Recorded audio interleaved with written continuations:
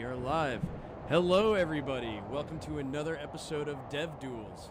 My name is SgtKellogg. I have here with me WriteDirect, as well as the developer behind the game we're going to talk about today, Makesale, Ziba. Sorry, I'm still getting used to that one. I apologize. You, Ziba, had a brief moment to describe a little bit about the game and that you had some sailing experience.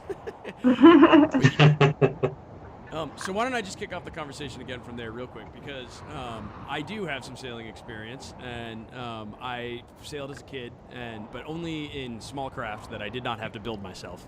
And I think you were also touching a little bit on some Wind Waker inspiration as well. So on the one side we've got essentially a sailing crafting program, but on the other side it's also a sort of, I'm not going to call it a Zelda-esque adventure game, but it feels that way given the graphical styles.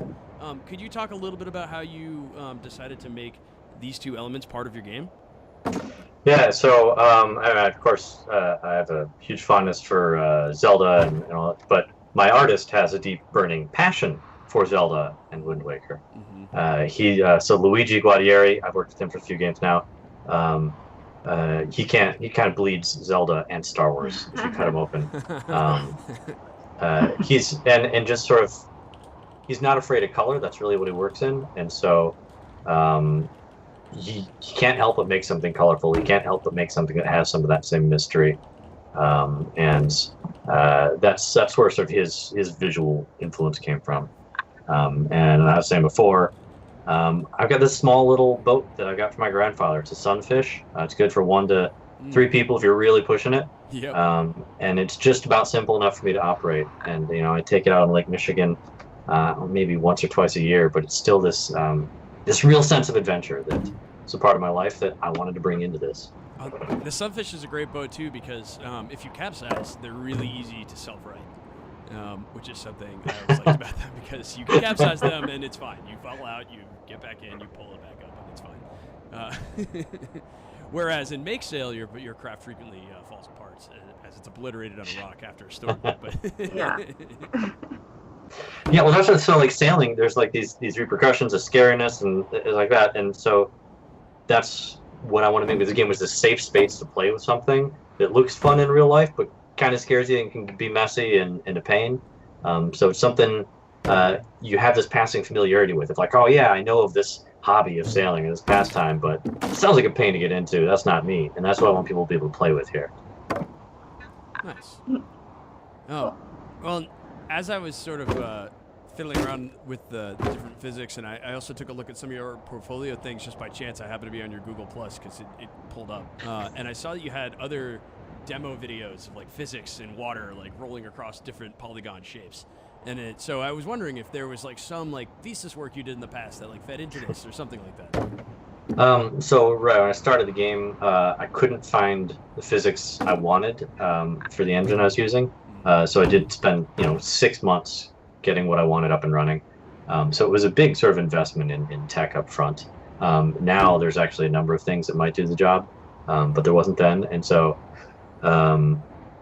But as an exercise and sort of a side project, I spun it off and actually sell the water physics separately in the Unity asset store. Oh, nice. I don't know if anybody's actually, I've sold some. I don't know if people are using it live in games, but yeah, it's a big part of the game. So I put extra time into rounding the corners on that and making it a sort of standalone thing. Nice, that's awesome. My Alexa just thinks that I called her awesome.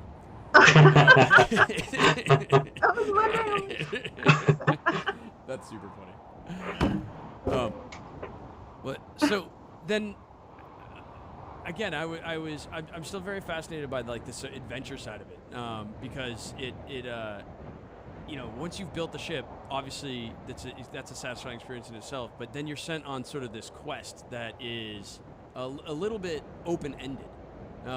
Do you want to talk a little bit about like what the idea behind what that quest is and like what the chimes mean and different things? Because I've discovered stuff, but I'm not sure I've quite pieced it all together. Yeah, so I mean we've got a backstory.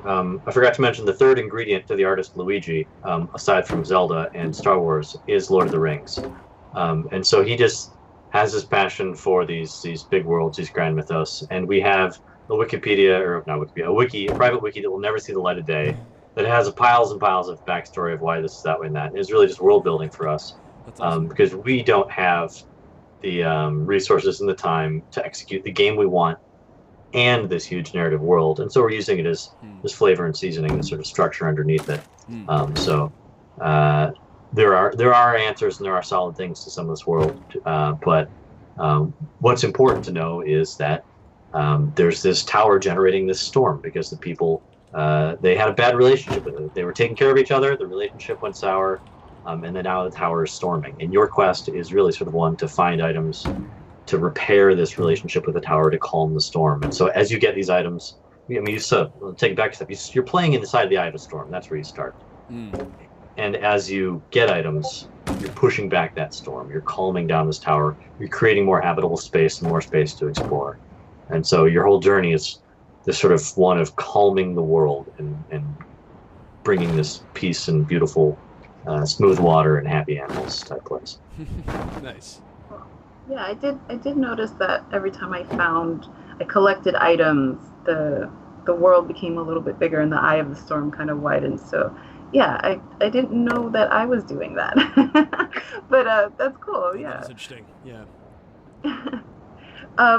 So I guess next question would be, how did you come up with the idea for this game? Like, where did it come from?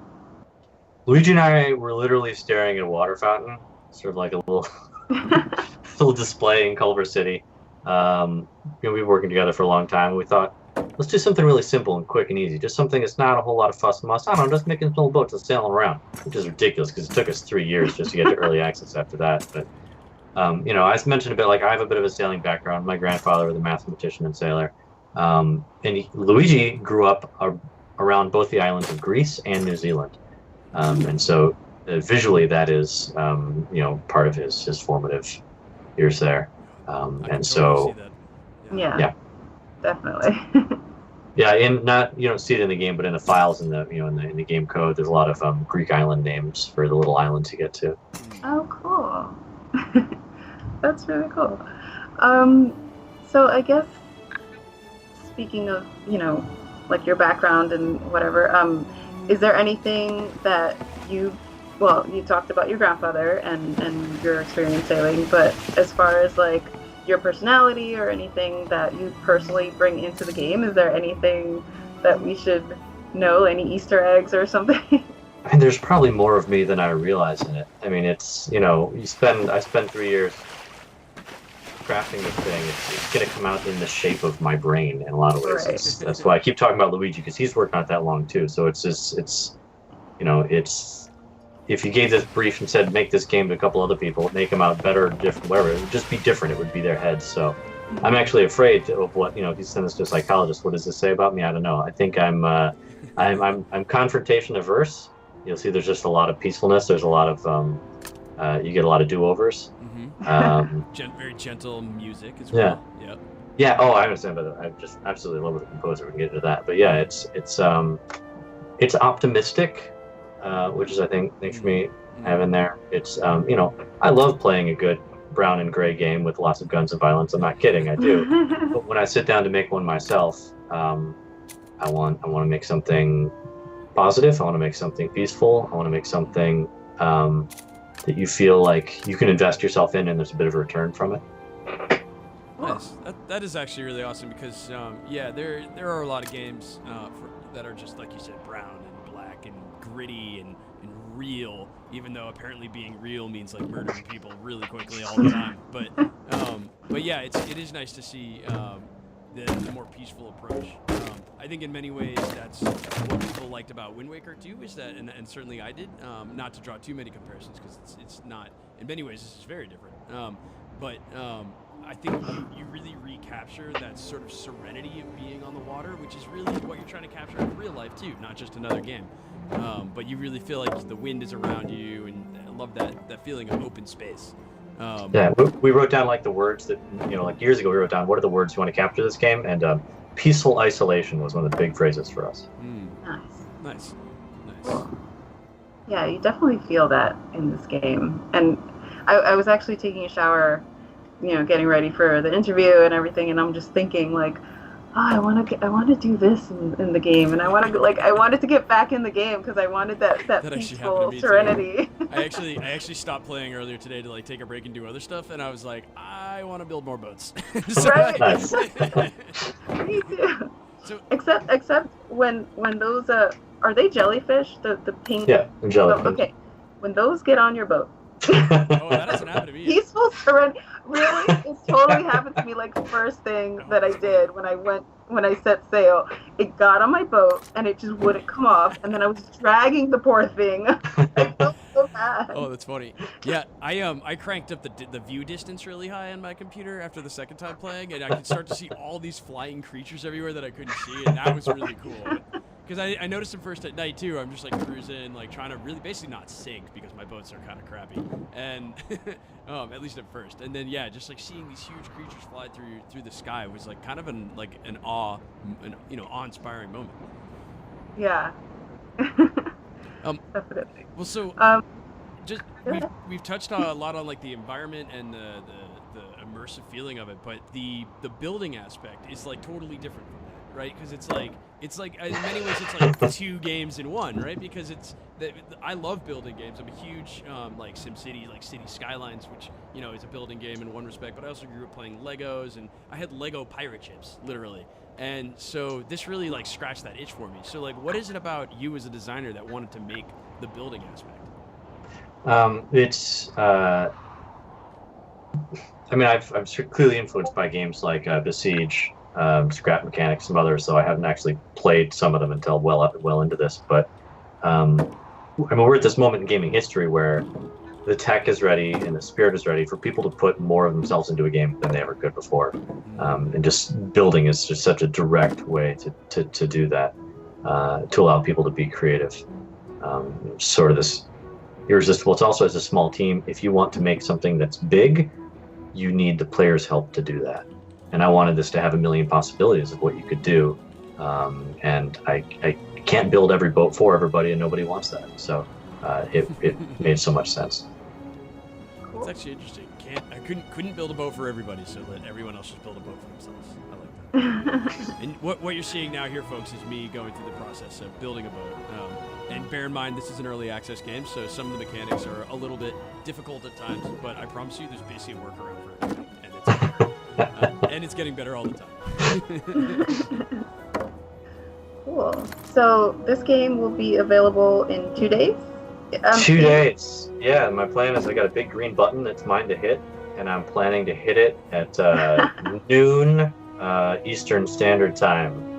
Cool. Nice. And Friday. And the name of your company is Popcannibal. Cannibal. Where did that come from? That I owned the domain long before I was ever making games. Really? Yeah, I was doing a project in college for music class, and I wrote some scripts that would listen to pop radio station and then remix it and spit it back out as a live stream of this. It was like eating pop music to make other pop music. But I still had the domain years later. I was like, I'm going to be a game company, so let's use that. Cool. That's interesting. I would have never thought that's where that came from. Yeah. Cool. Okay.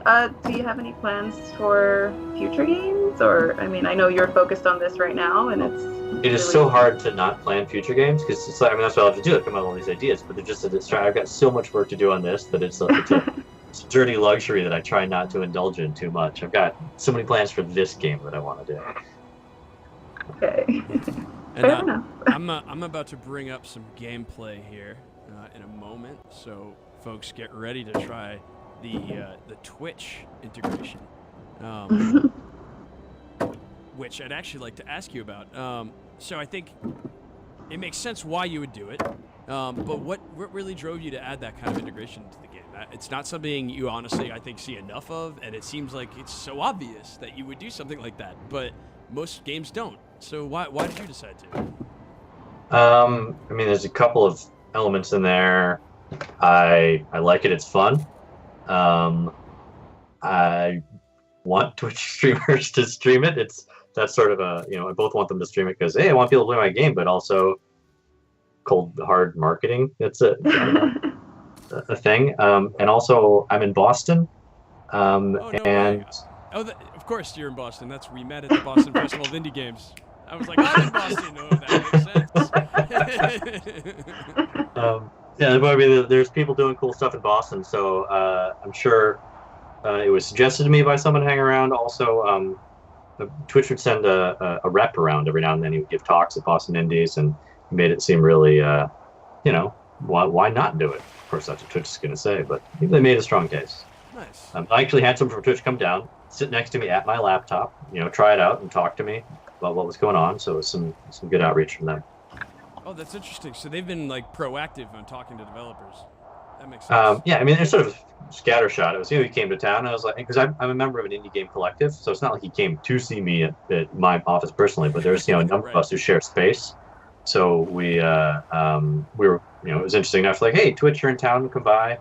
See the 10 of us, and I got a few minutes to talk to the guy, and it was nice. It made sense, and technically, it was not that difficult. Actually, the main reason I don't have more Twitch integration is I'm just waiting for really good ideas that don't take a lot of game dev time. But the Twitch integration part was really easy.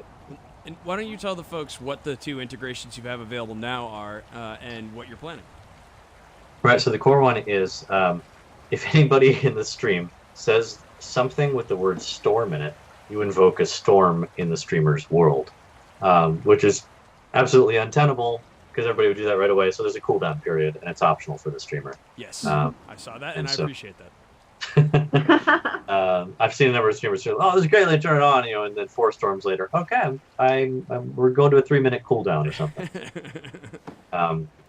And there's 2 other parts. One is if you land, whenever you reach an island and you set foot on it, and if it's the first time you reach that island, it's going to look in your chat and see who's been talking and randomly pick one of those people to name the island after. It'll pop up, you've reached the island of so-and-so. Which I find amazing. I love that.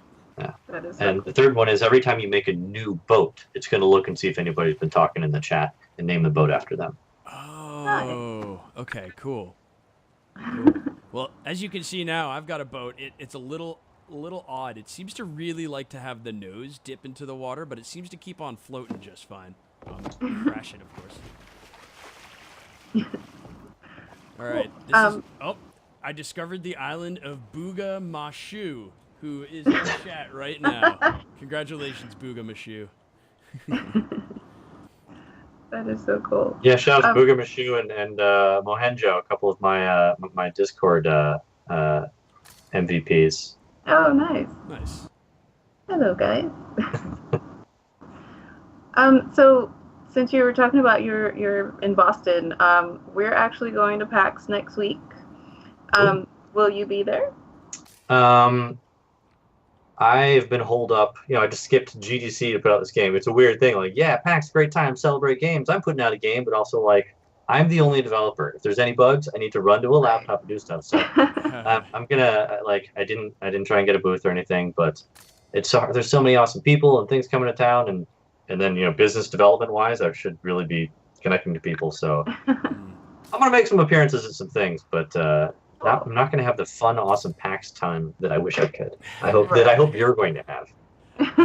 Yes, well, we certainly yes. hope so. And anyone else out there, if you're going to be in the area, please do look us up. We would love to meet you and talk about Make Sale. Yeah. So you talked about your artist and the games that he likes to play. What are some of the games that you like to play? Either in the past or currently? Actually, both in the past and currently. Yeah. The one that might have the most sort of embarrassingly direct recent influence on the development of this game was I put 100 hours into Just Cause 3, and then just went and stuck tethers into Make Sale. So there's a tether gun you get much later in the game. Yes, I had to do that. It's a little underdeveloped, but I intend to go back to it. Absolutely love that. Huge Mega Man fan. Most people. Nice. It's a law or something for 50% of game developers my age to love Mega Man. Well, we actually do Mega Man races on our channel sometime between 2 of our people. Yeah. Nice. Fun races. Yep. I try to be a gaming omnivore. I play a lot of bad games, or just not great games. Like I've probably played more Wii games. I play a lot of Wii Fitness type games. Wii Fitness itself, exercise. I probably use the balance board more than anybody my age. I don't know. Now, is that to legitimately exercise, or are you doing research, quote unquote? Both. So yeah, to exercise, which honestly is not a really good exercise, but I'll do a lot of that. I actually studied educational games. So I have a background in education, not just educational, persuasive, so serious games, persuasive or nice. like that. And so I'm really interested in that. You're not based at the MIT Media Lab at any point, were you? No. I studied. I got a degree at Michigan State. They're doing they have a master's in serious game design. Oh, cool. Because we actually talked to another developer a while back who worked at the Dartmouth lab there, and who was also studying serious gaming and sort of how that could affect like the way people behave in society, that type of thing, rather than just entertainment. So that's really cool. But we seem to keep attracting those types of developers. And do you run into a lot of or not a lot, but some more academic types in your circles? I know some. Yeah, I have. It's a mix. I've stopped going to like serious games conferences, as cool as they are, just because I need to focus on business. But I do. I have done some contract work with Northeastern. Cool. They have a great lab there. So I got to work with Professor Casper Hartfeld and his crew in their game lab there, and do some cool stuff with them. Nice. So I do like to keep in touch with the academic side. Well, yeah, the reason why I asked about MIT is because we met again at the Boston Festival of Indie Games, which is put on by MIT, for folks who did not know that. How did you like that event, by the way? It was great. It was super convenient. It's down the street from where I live, which is a huge bonus. Nice. Roll my stuff. That's awesome. My folks live in Cambridge. Yeah, I'm in Central Square, so it's like you literally couldn't pick a closer T-stop. But nice. Nice. Yeah, not to like dox myself on the internet. Here's my home address. We're very open here at TorchFork. We publish your taxes before the interview. Don't worry. Yeah, well, my name's Ziba, and like it just makes me super Googleable. I can't really, and I'm publicly make games, so I can't really. Oh, anyways, I feel like this has been a pain point for you before. It's not a pain. It's more. It's like it's gonna bite me someday that I'm. I don't know. And now you have to move. We have a storm that's been summoned on me. By Mahino Daro or Mahinjo Daro. Uh-oh. Storm's coming. So I actually haven't tested this particular boat in a storm yet, so I'll be curious to see. Oh shoot, this jellyfish showed up. Don't avoid them at all costs. Yes, I will. They will tip your boat over. So yeah, you so I find that just very interesting that you had that academic background. Just because I've seen that a lot in games, and so now you've transitioned into building games for entertainment. What caused you to leave that more bookish side of gaming and go into the entertainment side?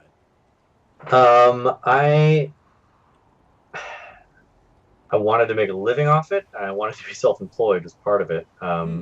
Academics is a very different channel for where we make a living. And it's a great way, but you're writing grants, you're getting institutional support, and that shapes a lot of what you're chasing after. Sometimes, good academia doesn't mean making a good game. It means making a good game, a good experiment to test a hypothesis, right. To learn something about games.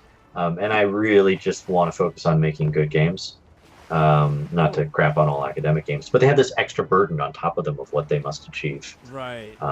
And so I like doing it this way. I also have a very mild recreational hobbyist background in live theater, in college and whatnot. And making a game, putting all these things together, the story you're telling, the actors in the game, putting it on a stage, putting it up for sale in a store, and inviting people to come play it is just the same thrill. It's the same, I see games as live theater a lot. I mean, I'm watching the character on the stream right now, and I'm nervous. She's going to forget her lines. She's going to forget her lines of code, and she's going to fall off the boat, because that can happen, Oh, that's interesting. Lines of code as being kind of the script of live game theater. I like that.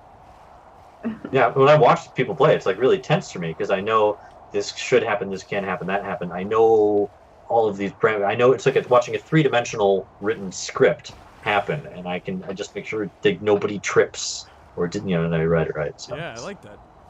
It's cool. I'm now learning to sail backwards, which I'm actually really happy about that, though, because when I was sailing backwards before, I would just capsize. Now I actually still float. I think I've actually made a halfway decent boat. It took me quite a few tries because my instincts about what a boat should look like. Well, first of all, I'm a Star Trek fan, so the first thing I tried to do was make it look like the Enterprise, which totally failed. I barrel rolled immediately. And then I experimented with like several different designs, and some could get me to like one island, but weren't great. And so I sort of innovate a little bit. I think that's one of the things I really like about this game is you can, every time you get to a new island, you have a chance to make some modifications to your ship and make it just a little better. And after you visit, 5, 6, 7 islands, the boat's actually pretty good. And I just really like that progression. Is that a piece of, is that a gameplay that piece that you put in intentionally, or did it just kind of work out nicely that way? I mean, it's so tough when you make a game for many years, and I've had this problem with my other games. This is the difficulty curve. It's like I can do everything. It's super simple, super easy, super boring. I just keep making it harder and harder for me, and it's just killer for everybody else. And so a lot of this game's for me been a lesson. And after 2 years, roll it back so that people can have a good time and get to it, but don't take away all the joy from them of finding things, which is. Right. It's still a balance I'm having trouble with. My tutorial, my on-ramping of people and players can be a bit hard. And I'll watch devs on streams. Sorry, I'm the dev. I'll watch the streamers, and they'll have a problem, and I'll want to type in like, oh no, do it this way. This will help you.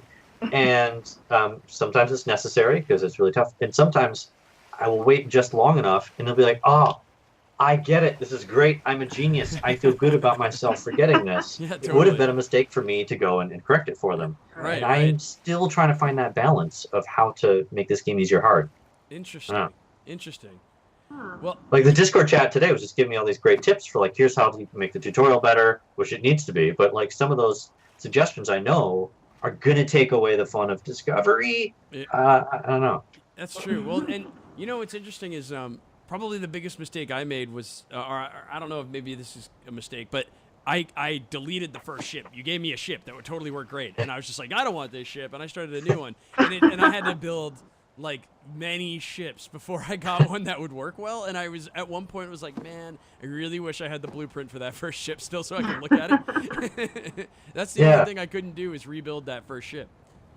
Right, and so like maybe it was the answer to that problem. Like if I ask for it, so if I ask players like, what's the solution to that one? I'd be like, I'll make the building better, make that better. But the truth is, you actually did have that blueprint. You just didn't know it because my UI never told you.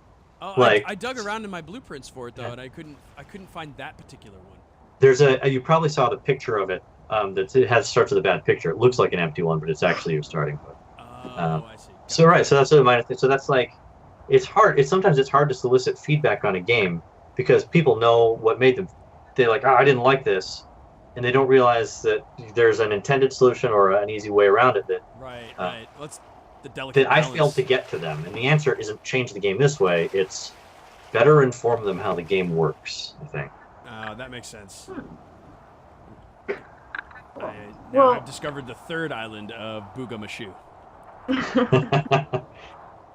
Well, since we are on the stream now, do you have any general tips for anyone playing this game for the first time? The big one I really want people to feel that I worry sometimes they don't is what you actually was said earlier was, I don't know if this boat's any good, or maybe I've made bad choices. Like, relax. Maybe it's good or it's bad. It's gonna be fine. Your boats are gonna flip a bit. You'll get there eventually. Just move some pieces around. It's funny. People don't want to test their own designs. They just want to ask you about them instead. I just want people. I want people to. I need a few more things. Now you see, that's what some of those startup tips when you first played it. It was like, don't worry, you never lose pieces.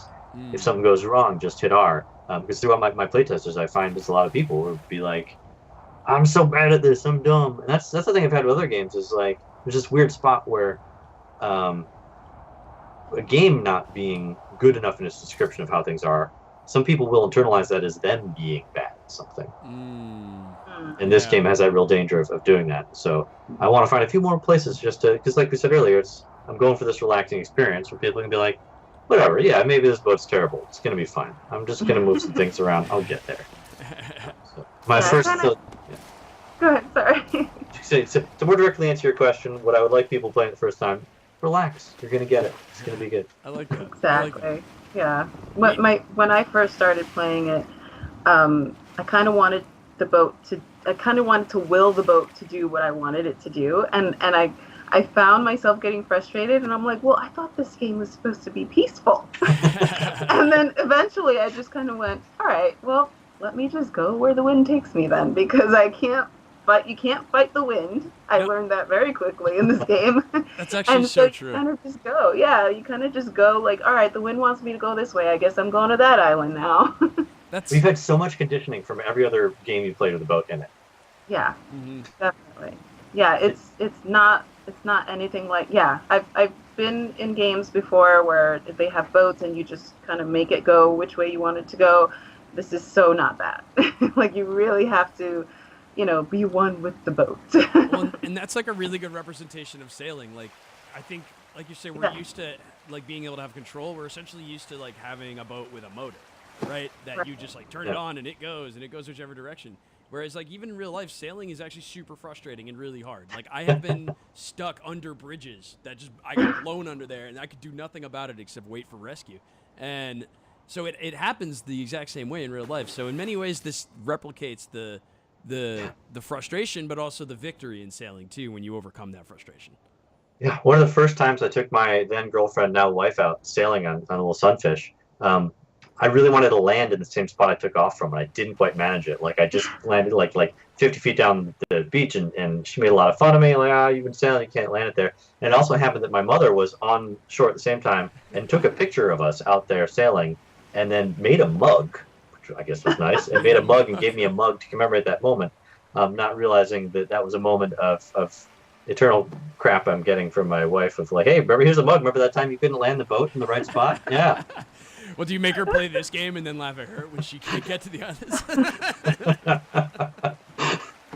That's funny. Does she play games, or is that a solitary thing for you? She's not much of a game player. She's very supportive. She does a lot of she's my executive producer on a lot of things. I'll be like, hey, what do you think of this picture? What do you think of this thing? She'll walk by and be like, nah, it's crap. She's probably right. She says that. But she doesn't really play games. That's funny. That's cool. Well, folks, just so you know, if you have any questions for the developer, just please put those in chat now and throw some more storms my way. I've had 2 thrown at me so far.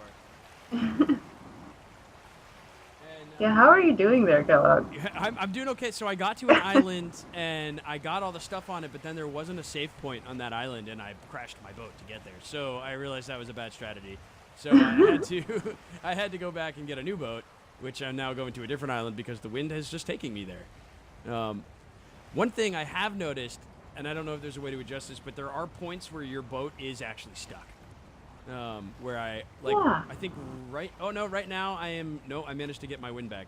But at one point I did manage to completely just get stuck, and no matter which way I turned or did, the boat wouldn't move. Which again can happen in real life. But I wonder if maybe like an oar that you could get just to rotate yourself a little bit and get yourself,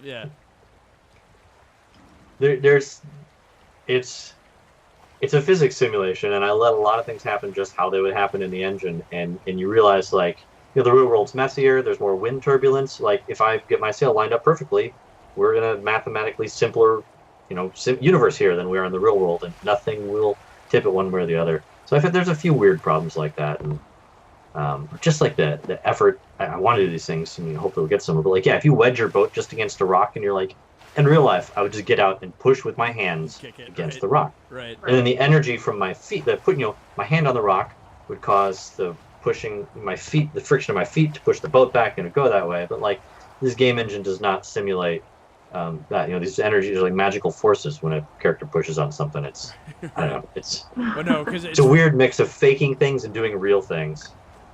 Yeah, no, I can see that, but I think that's just a minor thing, though. Also, like, generally, like, it all behaves very nicely. Beautiful water physics too. I think we had someone ask. He says, Boogamashu, he says, I guess the game was easy for me because he knows how to sail in real life. like we were saying, yeah, there's definitely some lessons you can draw from real life here. Yeah, I got a lot of flack from people who know a lot of sailing. Earlier in the game's development, this game did not have cloth sails. It was all these magical flat energy sails.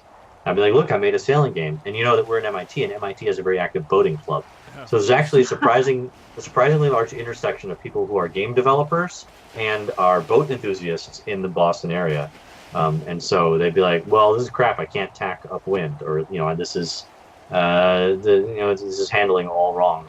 And so I had a lot of rounds of okay, I'll go do better to get where we are now. Oh shit! I think I just capsized. Oh, I did. Oh.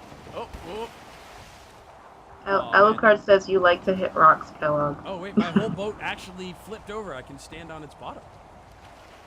Really? Yeah, that's one of the things I really like about this is like the physics are super realistic. I wish. Oh, and you can see like my my lanterns floating away. So one thing I did wonder, maybe you can answer this for me, is that I am in the pursuit of trying to make my boat not tip over as much. I extended my keel very far down, and I even used the narwhal horn downwards as a downward keel. Does that actually like work or have any effect, or like? Yeah, so there's gonna be a couple of things there. So the water simulates drag, so you have a little increased drag, which will slow you down. But if it's a long flat piece, which the narwhal isn't, but that plank is a bit of flat. Yep. That means you're gonna have more drag sideways than you will front and back. So it will inhibit sort of sideways movement like a keel will. Okay. The other thing is those items you put under aren't particularly heavy. In fact, both of those are lighter than water. You can see there's a meter in there. So those actually will have a slight upward pushing force on your boat, which isn't necessarily going to help you stay upright.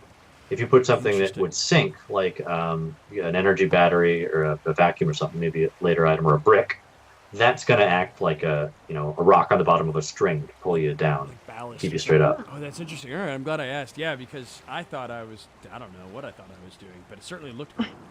But I think I thought I was making a boat. You probably help you. I mean, it's going to help you stay a little bit more upright, would be my guess, is the sum total of those physics. I certainly think my boat looks cool. I do, like, I've got these little, like, tails on my floaters, and, That's what's important, Kellogg, that you look cool. Yeah.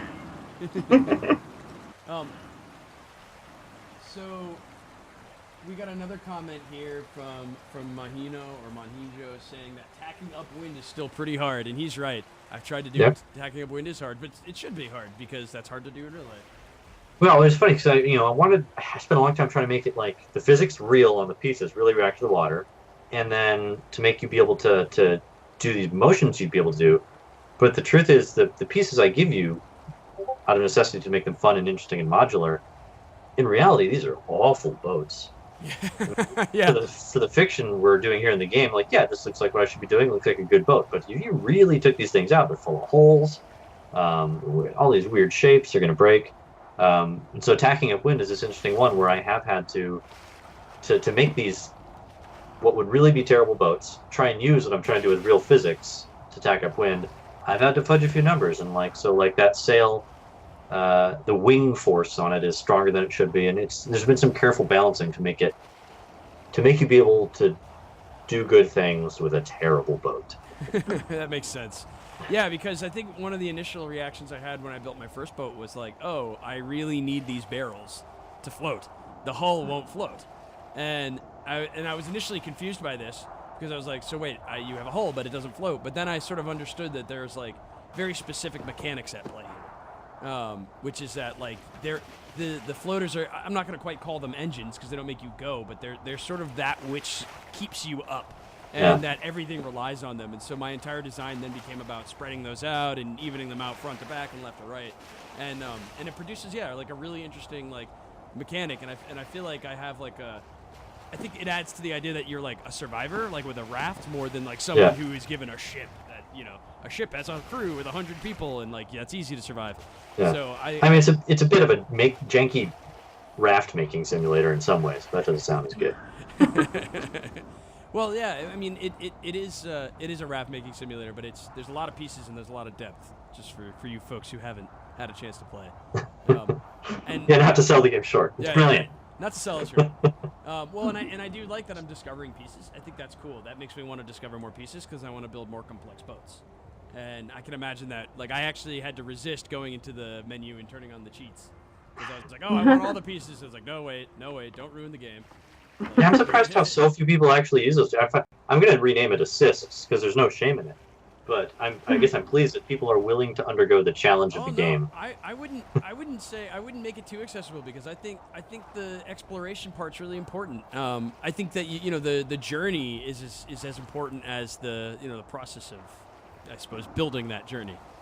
Yeah, I mean, that was one of the huge things that we decided to be different explicitly from other building games, like Fantastic Contraptions and Besiege. Was like when I played those, I would get to the Steamworks shop, and I could just download a brilliant anything and have as many pieces as I want, and poof, that's in the game. And it really killed my interest in going on that journey myself of getting better and getting an intimate knowledge of how the pieces work.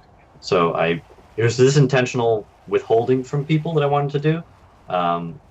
To encourage that journey, but really this is in a lot of ways a sort of a waterbox, sandbox game, so it just seemed mean not to give an option at some point for you to be able to do whatever you want. Well, I really appreciate the freedom. I'm somebody who enjoys it, but I also appreciate the challenge too, so I'm glad that it doesn't come enabled. Well, we are closing into the last few minutes here of the interview. I have been basically getting shipwrecked, starting over, because people are throwing storms at me. And I keep running into islands I've already discovered, so I'm going in concentric circles here to find new islands. But I do want to give the audience one more chance. So they're all just giving me tips on how to build better boats, of course. I see, so my sail needs to be further forward so I don't end up going backwards. I need to move some barrels further forward to the front so it doesn't tip. And stacking a few at the front is helpful for keeping the nose out.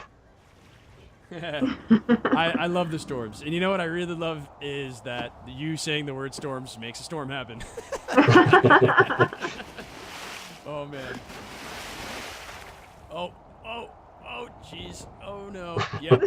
Whoa! I just, took that wave like a ramp. That was amazing. Oh, that storm just completely did me in. I'm not giving in. I'm just going to stand on the back of the barrel and hope I survive. Oh, that is a good jump. I'm seeing it now. Yeah, that's a good jump. Yeah. That was a serious jump.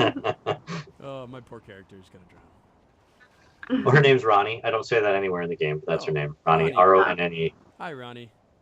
Named after an actual Arctic explorer and a family of them. Yeah. Oh, nice. Oh. Once again, adding to the depth and lore of the game. I do hope you open up that wiki sometime in the future. Mm-hmm. Yeah, even when you capsize, it looks great. Just so you know. Well, nice. I think that just about covers it here. I just wanted to say if there's any last a few things you'd like to say about this before we finish up the interview. Just give you one more chance. I want to say thanks to all my FIG backers who a year ago chipped in and helped make this possible. They've been wonderful, and a lot of them converted over to being my Discord server, which has also been really wonderful and just invaluable for testing and ideas and stuff. And I'm freaking out because it's coming out in 2 days. That's right, folks. It's coming out in 2 days. He's been pumping out updates. I saw literally I had the pink water problem, which I thought was hilarious and also amazing, actually. I think you should put a setting in there to turn the pink water back on because it gave the game a totally different feel. Well, it'll show up probably on its own someday. That's right. Version 5, you'll get pink water again.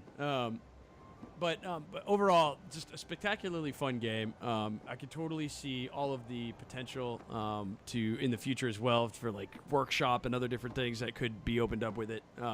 And yeah, just generally all around well done and congratulations in advance on your release when it happens in a few days. Thank you very much. So yeah, that wrapped things up for today. Once again, you're watching the TorchFork Mob. This has been an episode of Deb Duels. We have here with us Ziba from Popcannibal. We've been talking about his new game, Make Sail, which is an excellent indie game. You can see I'm running the trailer again now. There's just so much fun to be had.